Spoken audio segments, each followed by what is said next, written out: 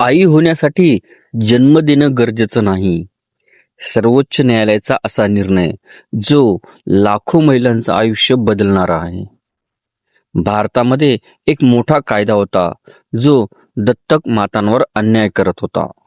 पण आता देशातील सर्वोच्च न्यायालयाने तो नियमच बदलून टाकला आहे. आतापर्यंत काय होतं माहितीये का?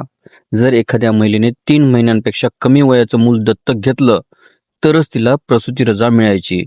पण जर मूल 3 महिन्यांपेक्षा मोठं असेल, तर रजा मिळत नव्हती. याचा अर्थ दत्तक मातांना आई म्हणून पूर्ण हक्कच नाकारले जात होते. पण आता गेम बदलला आहे. सर्वोच्च न्यायालयाने स्पष्ट सांगितलं आहे की मातृत्व संरक्षण हा मूलभूत मानवाधिकार आहे. दत्तक मूल आणि जैविक मूल दोघेही कायद्याच्या दृष्टीने समान आहेत.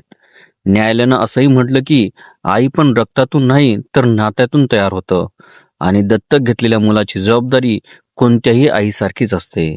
आता यामध्ये काय बदल होणार, तर 3 महिन्यांपेक्षा मोठं मूल दत्तक घेतलं तरी महिलांना मिळणार पूर्ण प्रसूती रजा, म्हणजेच 26 आठवड्यांची 6 महिने पगारी रजा त्या महिलेला मिळणार आहे.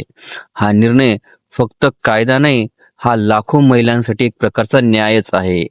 आईपणाला आता नवीन ओळख मिळाली आहे, जिथं प्रेम जास्त महत्वाचं आहे, जन्म नाही.